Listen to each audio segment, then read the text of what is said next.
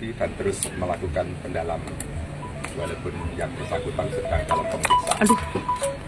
Disampaikan bahwa pada minggu-minggu ini dan juga hari-hari sebelum peristiwa ini terjadi, salah satu Polres sedang melakukan penegakan hukum terhadap pekerjaan tambang yang diduga ilegal.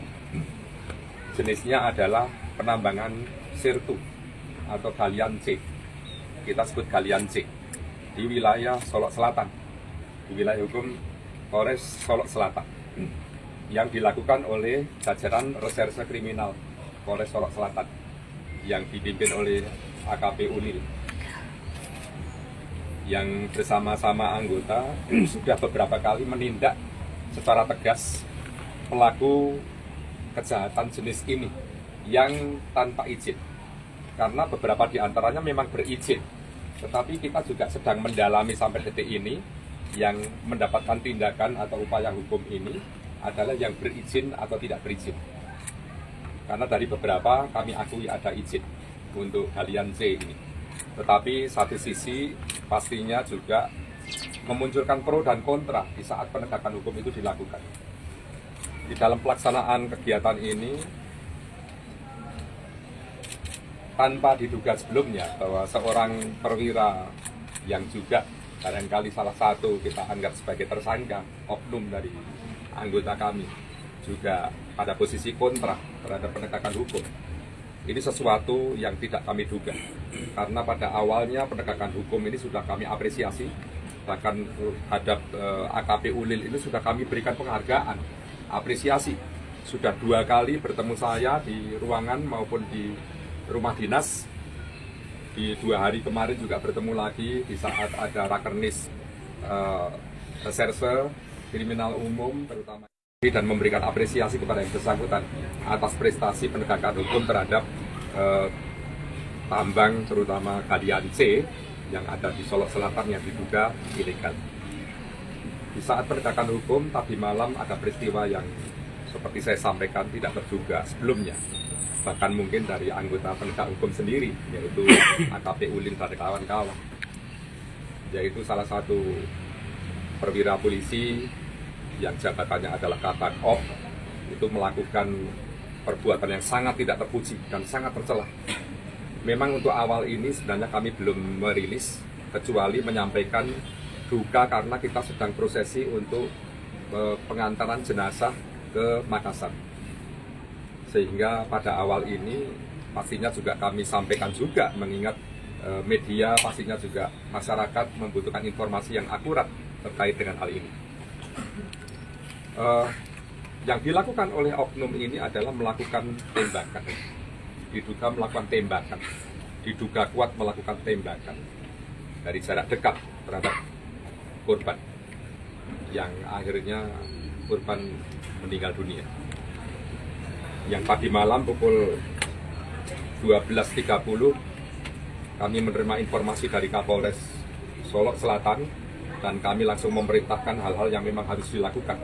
Mengingat jarak dari Kota Padang sampai ke Solok Selatan tidak kurang dari 3 jam jarak tempuh, sehingga apapun yang kami lakukan adalah upaya bagaimana untuk meredam situasi, bagaimana untuk menolong korban dan juga mengamankan yang diduga tersangka dan seterusnya.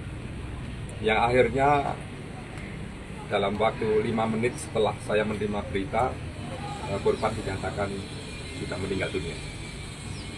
Dan akhirnya di dalam waktu kurun tidak terlalu lama, oknum tertentu, dan sampai saat ini sedang secara intensif sedang kita dalami apa yang menjadi motifnya. Kita belum bisa melaporkan, menginformasikan secara utuh, kecuali nanti sudah kita kumpulkan keterangan saksi maupun dari yang diduga tersangka. Pastinya tindakannya tegas. Dalam minggu ini kami upayakan sudah ada proses PTDH. Dalam minggu ini setidak-tidaknya sampai 7 hari ke depan saya sudah melaporkan ke pimpinan Polri dan juga dari pusat juga. Ini tindakan yang harus tegas kepada siapapun yang menghalang-halangi penegakan hukum yang sangat mulia ini. Kemudian tentunya kami juga memohon kepada media di dalam konteks penulisan berita tidak terlalu dibesar-besarkan sebagaimana yang pagi ini juga sudah muncul di pemberitaan. Tetapi yang dimaksud pimpinan menghabisi itu juga siapa? Tapi saya sampaikan di sini bahwa memang di satu Polres, di satu satuan, sebenarnya antara aparat penegak hukum dalam hal ini seorang Kasat memang sangat dekat dengan seorang Kabah karena bagian dari struktur organisasi. Tetapi apapun yang terjadi, pendalaman masih kami lakukan secara umum, secara khusus kita belum bisa mendetailkan misalnya ada bagaimana kausalitas dan hubungan secara individual antara korban dengan pelaku. Ini juga masih kami dalami. Tetapi yang jelas peristiwa itu memang benar terjadi. Ada korban, ada yang diduga tersangka. Tersangka sudah berhasil kami amankan dan juga sampai saat ini masih dalam pemeriksaan secara intensif. Kemudian juga barang bukti, saksi-saksi juga sedang kami kumpulkan dan kami periksa sampai saat ini. Tetapi tentunya kita semua juga menyimpulkan sementara bahwa ini adalah kasuistik. Kasuistik maksudnya terjadi hanya antara penegak hukum dengan satu sisi diduga oknum yang bertentangan atau berlawanan pendapatnya atau berlawanan niatnya atau mungkin berlawanan tujuannya.